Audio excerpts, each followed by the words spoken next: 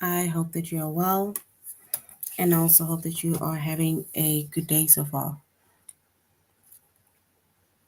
Today we'll be doing our grade 5 English lesson.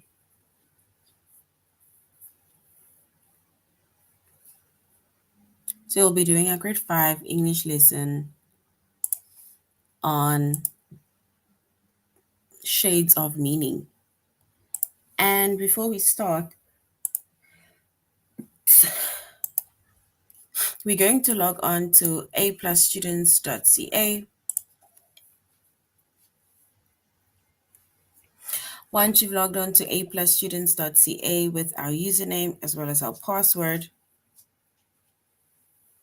and then we're going to select the subject of language arts, grade 5.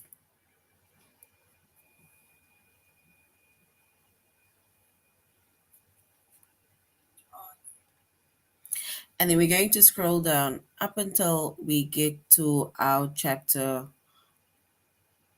of shades of meaning.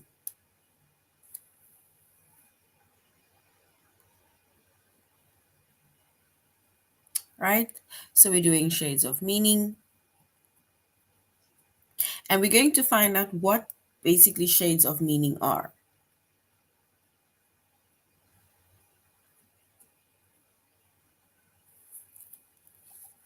All right.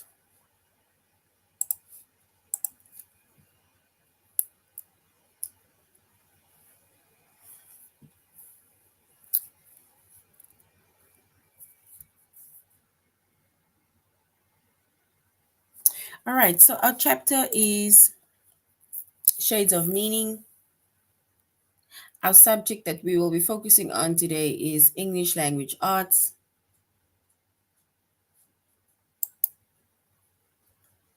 Grade 5.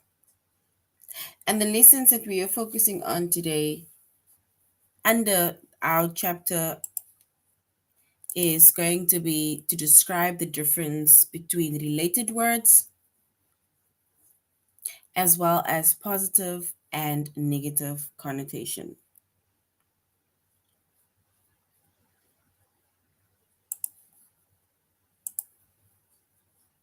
Right, so we can also find out what positive and negative connotation is, and I know you've heard about that already, but we're going to go deeper today into what the meaning is. So our chapter, it is shades of meaning.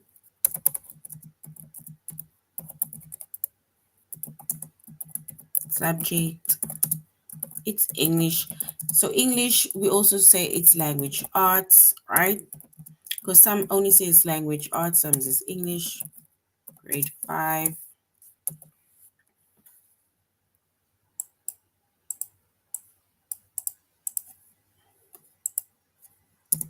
And then our lessons.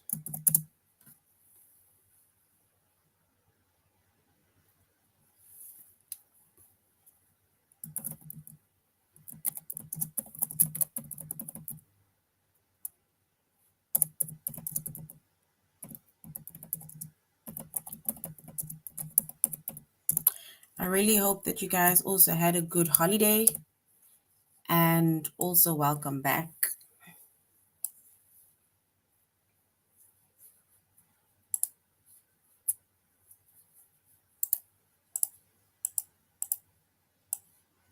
All right. So when it comes to shades of meaning, right? Then it means that it is different words that basically almost sounds the same and that people also or that some people are also using as if it is the same, right? And we're going to make a few examples of a few related words.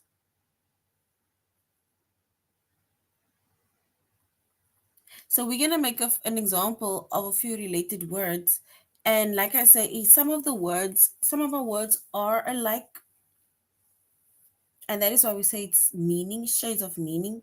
Some of the words are alike, but they have small differences in meanings, right? So you'll sometimes have a word that seems as if it is the same, right? But there are slight differences in meanings when it comes to these certain words, right? And we call these words shades of meaning.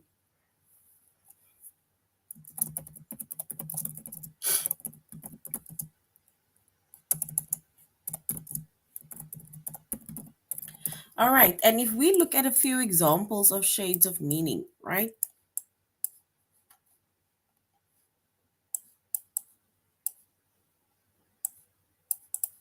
All right, so we see that some of the words are alike, but they have small differences in meaning, right? And those differences are called shades of meaning. And if we look at a few examples of words that are shades of meaning, it is words like stare, peak, and glare, right? If you look at those three words does sound as if it is similar, right? Or it is the same. Like if you stare at something, if you're peeking at something, or you're glaring at something, right? It's basically the same as looking at something, right? So all three of those words, it means that you're looking at something, right?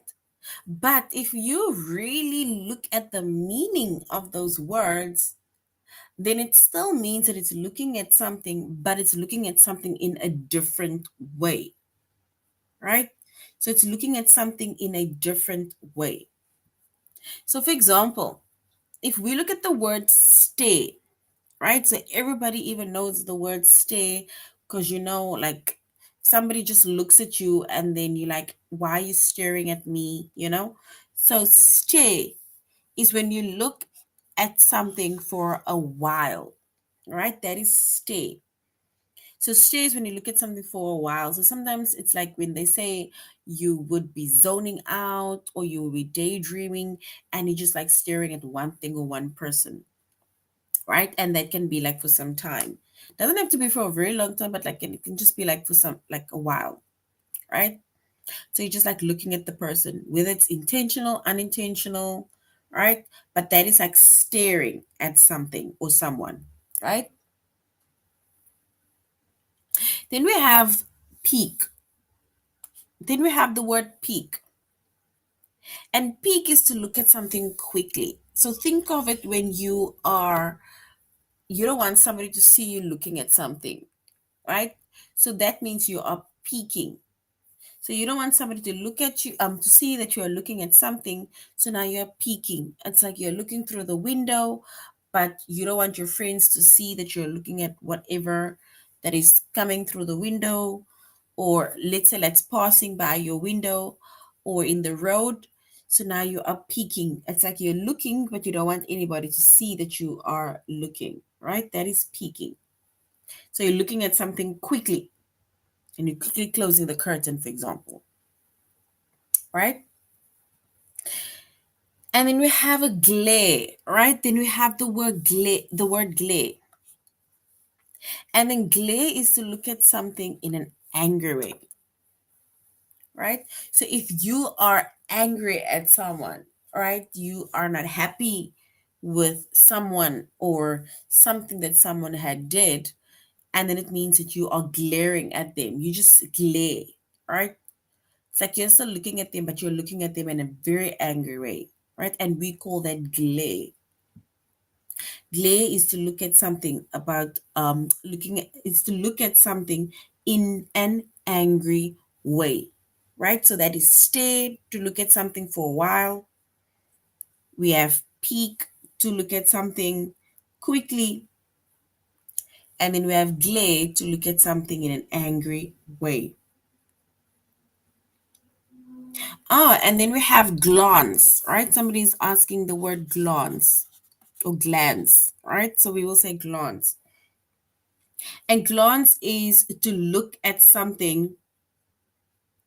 It's like basically to look at something quickly or hurriedly, right? It's kind of similar to peek because it is more of a quick and hurried look, right? So it's like a quick and hurried look, right? So that is glance. It's like where you're glancing at something, right? So it's like a quick and a very hurried look. That is glance. So glance and to peek is kind of the same, right? So glance is to look at something quickly and hurriedly,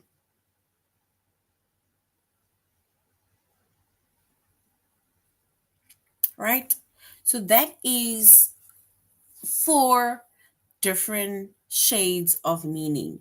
And adding the word glance is perfect because that basically is also the same as looking at something, but looking at something in a different way, right? So which means that we can even add glance to our word stare, peek, and glare, right?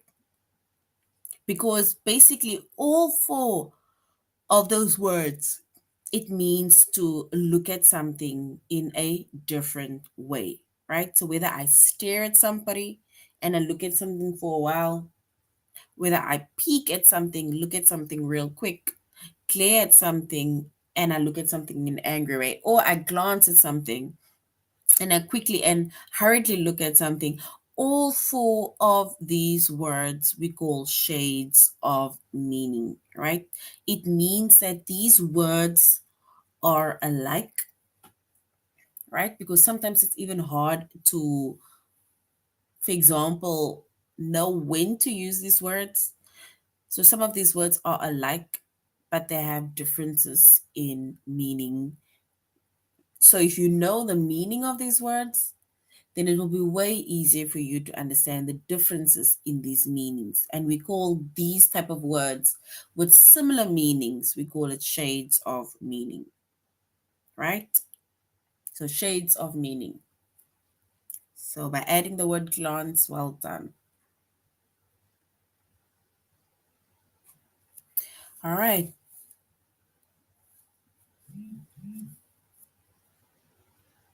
So we are doing our tutorial lesson right on a plus students.ca,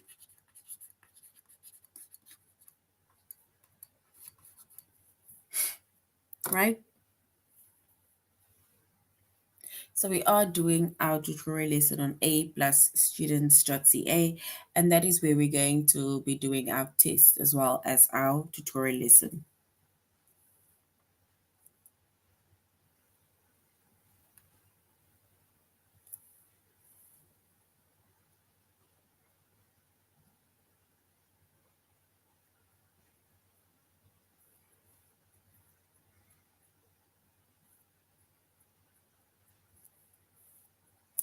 And before I go, right, if we look at the word, even if you look at these four words, right, that means that you are looking at something. We also have the word to peep at something. I don't know if you've heard about the word peep. To peep at something or to look at something as to peep or to peek. It's also the same, right? It's the same also as saying to look at something quickly.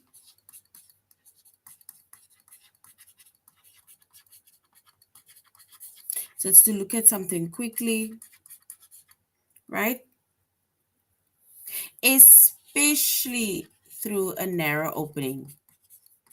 And I think this is probably the best example to have made when, let's say, you're looking at somebody or something that you're not, and you don't want somebody to know that you are looking. So now you are opening the curtain like it's very small, or there's like a small narrow opening, and you're looking through it, and nobody can see that you're looking through it. That is actually what we mean by peeping. So this is through a narrow opening, right? And then we also have another word, which is, it's, I'm not sure if you heard the word glimpse, because these are now words that's coming to my mind.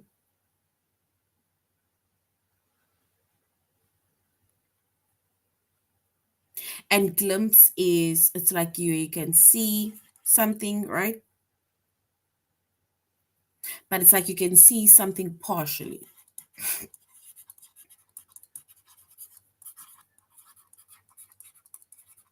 It's like you see something partially or briefly.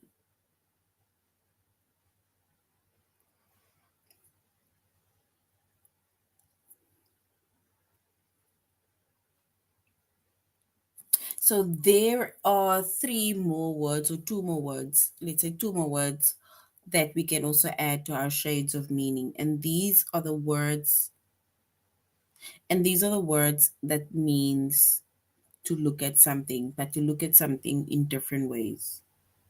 So I'm not sure if you guys heard of the word glimpse, if you heard of the word peep also.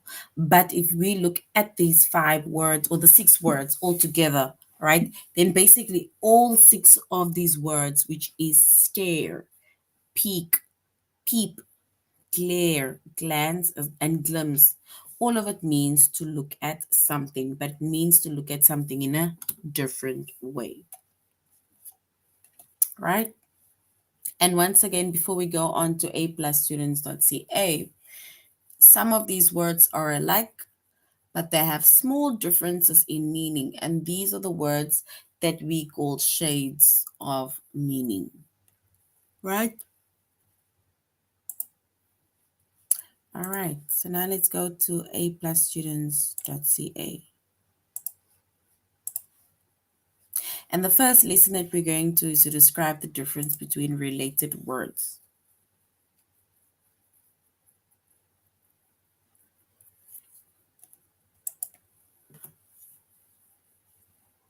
All right. So we see that some of the words are alike, but they have small differences in meaning, right?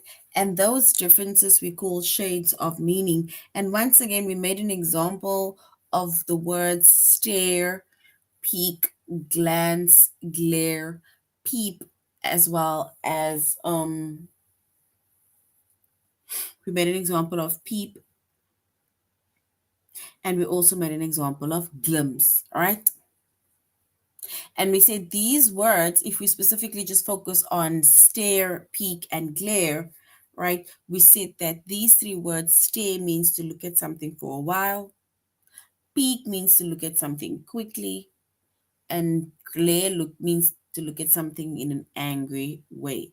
And these we call, which is to stare, to peek, and to glare, we call all these words shades of meaning.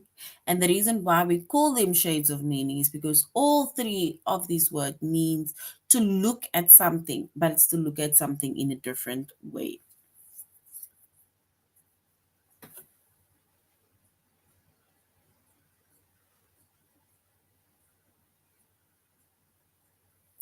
All right. Okay, so now if we look at these words, right, at this little activity, it says, what is more likely to drip?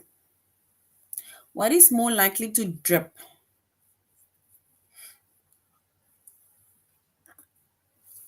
If you can think of something that drips, right? Think of a tap being open, right? So tap being open and the water drips, like, right? With that irritating sound that it makes. Think of another thing that drips.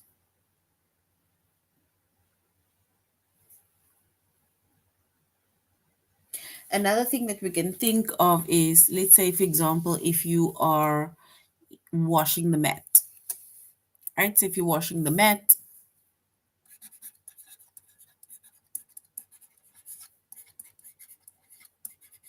so if you're washing the mat, that also drips because now that wet or damp mat is going to drip, right? So anything that is damp or anything that is a little bit wet, that is going to be something that is going to drip, right? I know nowadays we take our blankets, um, even mats nowadays, we take it to a laundry room, right? But many years ago, we used to basically wash our own blankets and mats, sorry, like manually. So you used to take your broom, take your scrub, and you used to wash it and just hang it over the line or hang it over something, right? So which means that it used to drip from time to time, right? Because it used to be soaked, it used to be very wet, right? And we used to call that it would be dripping or it would be likely to be dripping, right? So if they ask you what is something that is likely to drip, then you can just think of something that is either wet or something that is damp, right? Like if you get wet while walking to school or while being out with friends and you are caught in the rain, your clothes is going to be damp or it's going to be wet and maybe it might be dripping of the rain.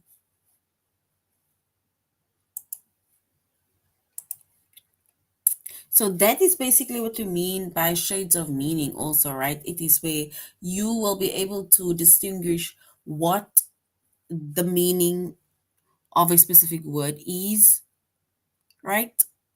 And you'll be able to give an example based on that word, right? All right, let's go to our test. So we're now going to see, remember there's not going to be different words, right, that you'll be getting that will either ask you random things,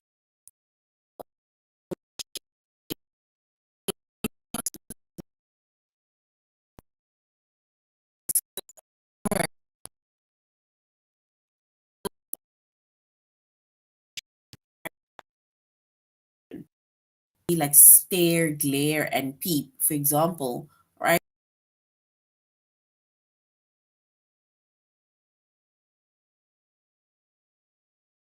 No, it can be like, for example, now where it says, which is man made? It's a question being asked, right? So, which is man made? Is it the canal that is man made or a river?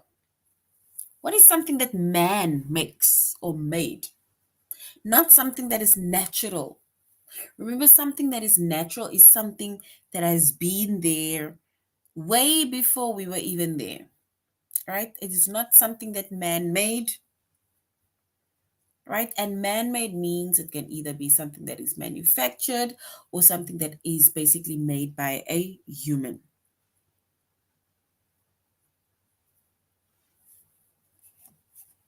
You can see the screen. Just give me 1 second. Oh, can you see the screen now? Not yet.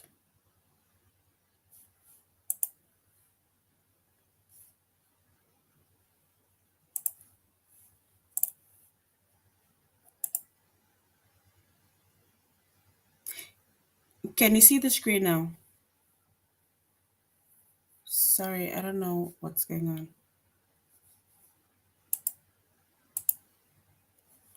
Let me just try again.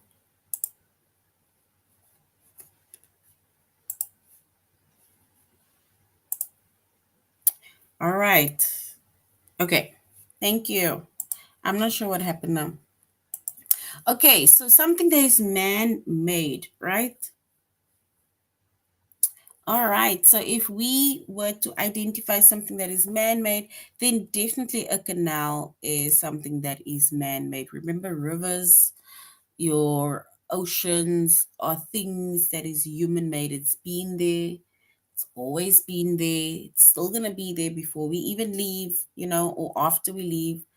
So a canal is something that is man made. All right, so well done. Canal is correct.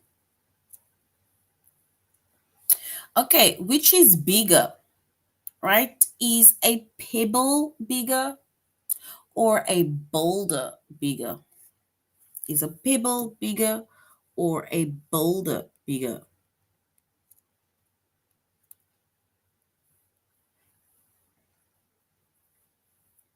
And a boulder is like a large rock. So which one is bigger, a pebble or a boulder?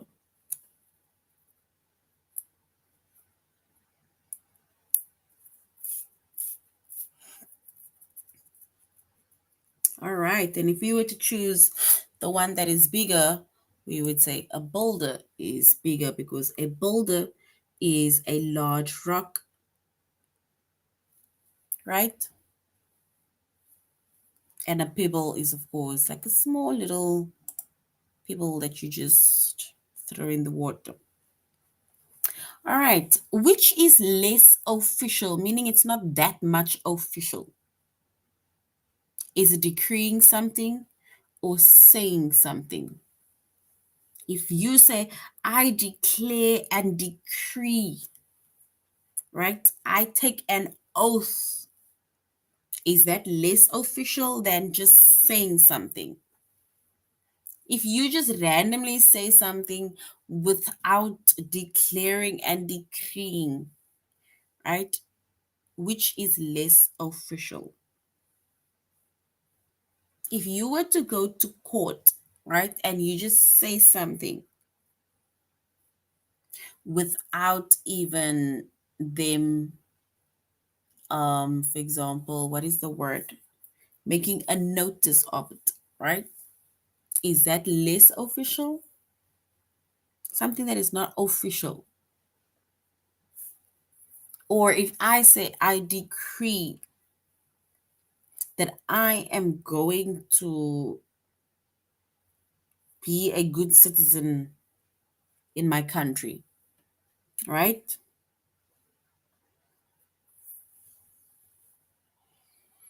So we must say what is less official. It's not that much official as saying the other thing.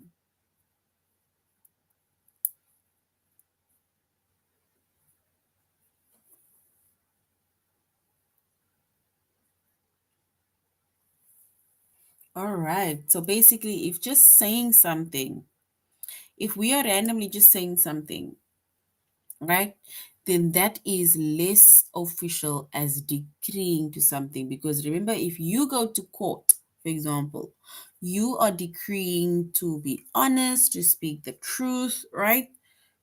Or if they tell you, it's the same as, let's say, vows that is being made, right?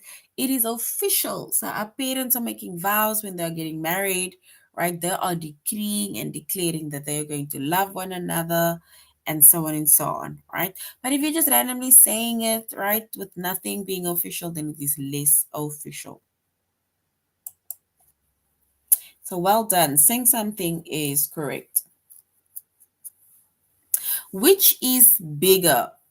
Is it something large or something enormous? Which one is bigger? Something large or something enormous?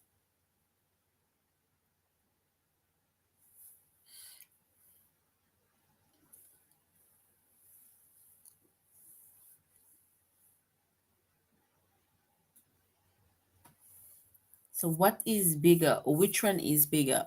Something that is large or something that is enormous?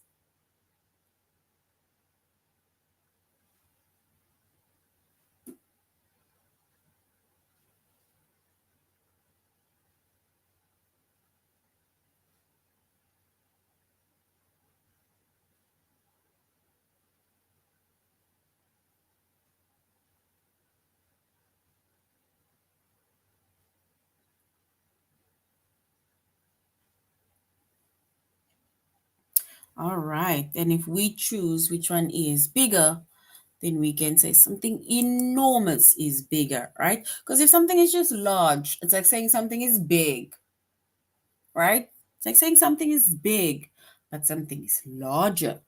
But now he's saying something is larger.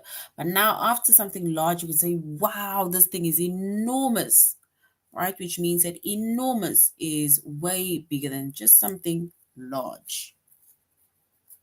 So well done. Enormous is correct. Which shows complaining? Which shows complaining? If somebody's complaining all the time, what are they doing? Are they just talking or are they constantly whining? Which shows complaining? So if somebody's complaining, are they just talking or they are constantly whining? That shows complaining.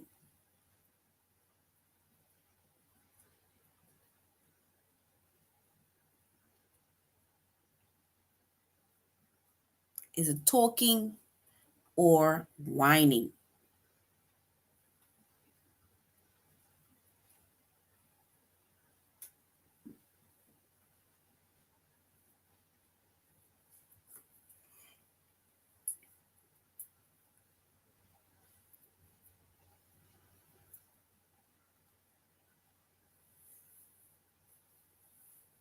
All right. So if we were to choose the word that shows that somebody is constantly complaining, then somebody that is whining, or whining means that somebody is constantly complaining. Because if you're just talking, right? Talking is a conversation that you're having. But if somebody's constantly wang, wang, wang, wang, like, whining, they are constantly complaining because it's the same thing they're complaining about.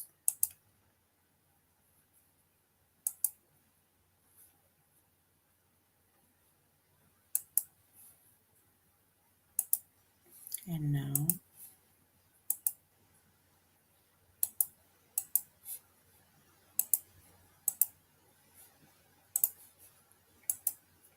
right? So I'm not sure why it's not taking. All right. Okay. But whining is our correct answer. Oopsie. And now.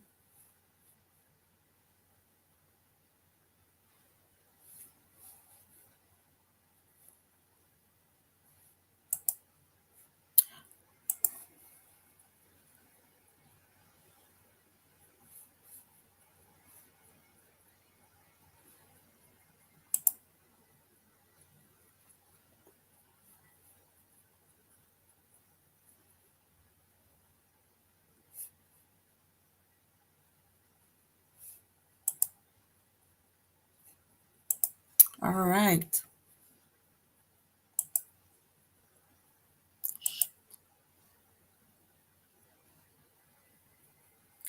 Can you hear me? Sorry, I don't know what's happening now to the internet. Just give me a few minutes. Not even a few minutes, give me a few seconds.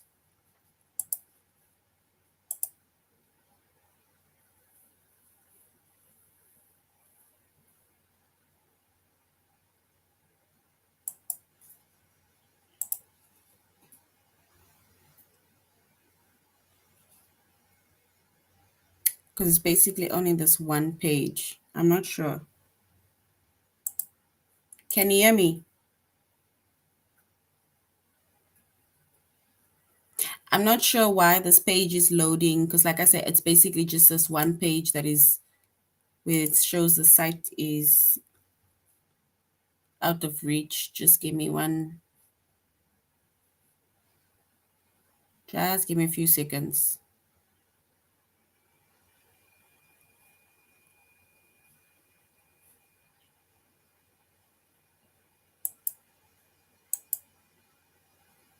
All right. Anyways, let us continue, right? So we see that we have different shades of meaning, and also by asking certain questions, right? Because remember, certain words, like for example, talking and whining, it may seem as if talking and whining is also one on what it's like words that is kind of the same, but whining is more a constant nagging type of word that is being used, whereas talking is basically just a conversation that is being had.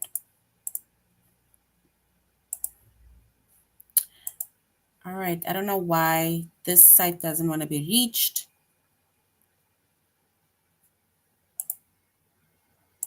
It's basically only this one, which is the aplusstudents.ca.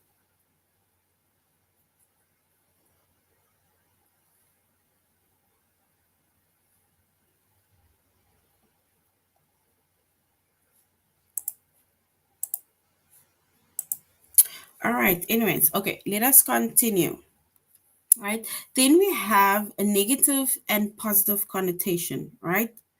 I'm not sure if you heard already about negative as well as positive connotation.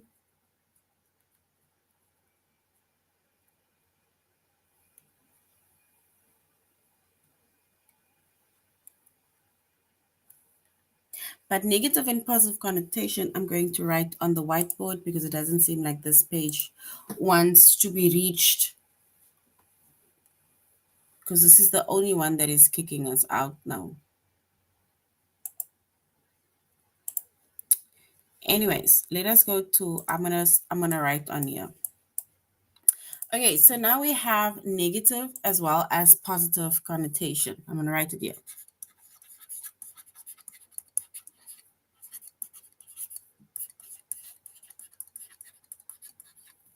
And I'm not sure if you heard about negative and positive connotation, but negative and positive connotation, right? It refers to, like, it's more of an emotional or cultural association that a word or symbol carries, right? So, for example, if you look at it being a positive connotation, right? So it has like emotional responses. And then a negative connotation, it's like where you don't like what somebody is saying, right? It is more of a negative type of emotion. Anything that a person says, it's like you're saying that whatever they're saying, it's like it's in a negative light, right?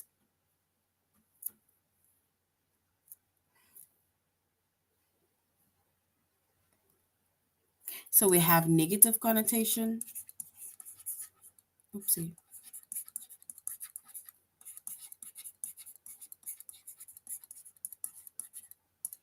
And it's basically to do with emotions, right? And how you feel like towards whatever that somebody's saying, right? So if, say, for example, emotionally somebody's saying, and it I can't use the word, somebody really irritates you, right? So now you can maybe say that whatever you're going to say or whatever that person says, it's like in a negative connotation, right? It's mm, are you answering a question, or are you just saying that your arm hurts?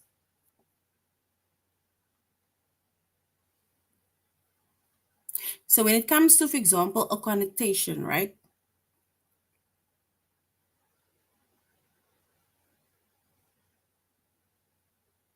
Let's say, for example, a if you talk about a dog, right?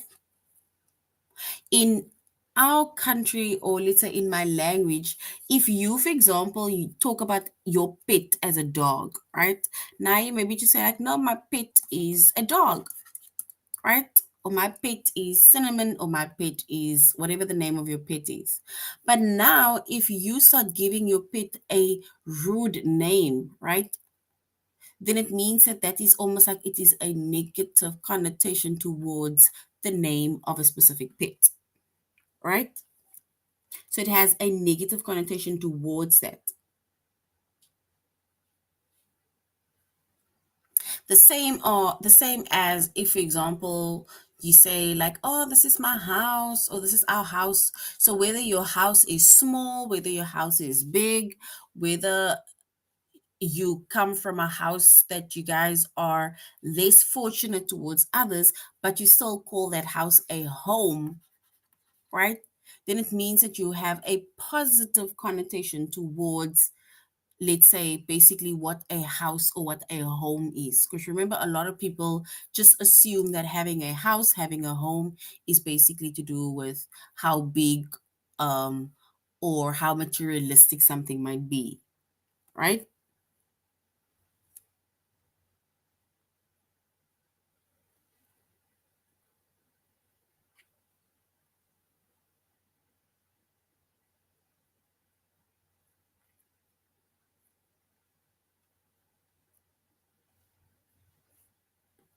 All right.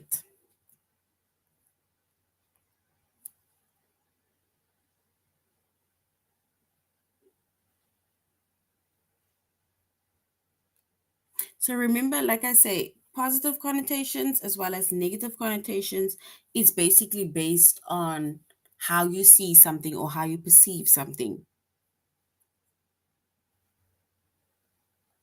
And even if I once again make an example of the word home, right? Remember, a house would just basically be referred to as the building of the place, right? Whether you have a brick house, whether you have a house made of plank, whether you are living wherever, right? That is basically just saying you have a house. That is like a neutral connotation. But as soon as you call your house with a big, small, with a rich or poor, for example, you call that house a home, right? That means this is a positive connotation, and this is how you might perceive, right, your house to have been, right? You see your house as a home, right? And a home can be, this is where I find my safety. And even though it might be small, but this is also where I find my comfort, right? I might not have my own room, for example, but I have my own bed, for example, right? So which means that a house would just be a neutral connotation, but a home would be a positive connotation, right? Because now it means that emotionally you also feel like, you know what, this is my home. This is, I feel safe. I feel comfort or comfortable in this place, right? Whether it is big or whether it is small.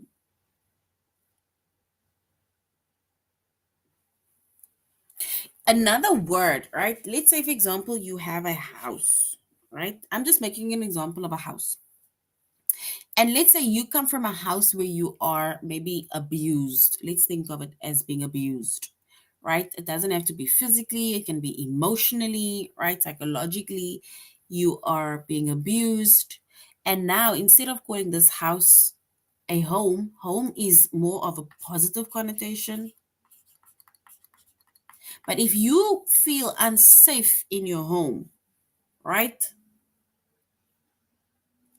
If you feel unsafe in your home, you cannot call this your safety, you cannot call this your comfort, right? Then you maybe call this home, let's say, either you can say it is like prison, or you can even call your home as, yeah, let's just call it prison, for example, right? Remember, prison is where you are just confined between two, like four walls, for example. They cannot, people who's in prison cannot make and do as they please, right? They have certain times that they need to do something. There are certain times that they cannot do certain things, right? So if you feel unsafe in your home,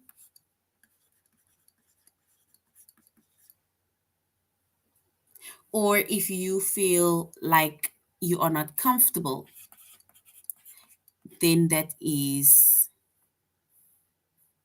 a negative connotation towards something,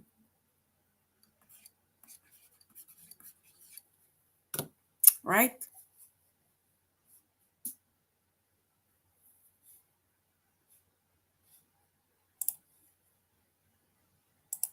All right, let's see. Still the same.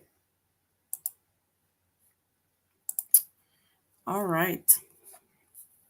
So basically, this is what we call either positive or we call that negative connotations. Negative connotation is where you see something which is the same as describing it to be in a bad type of way, right? It's something that you really don't like or you're not happy about it. And a positive connotation is where you see something in a good kind of way, right? You feel something, you feel safe, you feel comfort, right? And we call that positive connotation. All right, so this is now basically the end of our lesson on negative and positive connotation, as well as related words. We see the related words are words that are, they like have small differences, but the meanings are kind of the same of these words, right? And we made an example of stare, peek, and glare, and we basically see that all of these words mean to look at something, but to look at something in a different way, right? So, guys, thank you very much for your patience, especially with our connection issue. Um, and thank you for joining our class as well as interacting. So, till next time, have a good evening further. Goodbye. I think ripping something would be more aggressive. Because remember, if you're just staring something, it's like you're just staring at, you know, halving it and then in quarters and then in sixth and so on. But as soon as you're ripping something, you are doing it aggressively, right? I hope that answers your question. So have a good evening further. Till next time. Goodbye.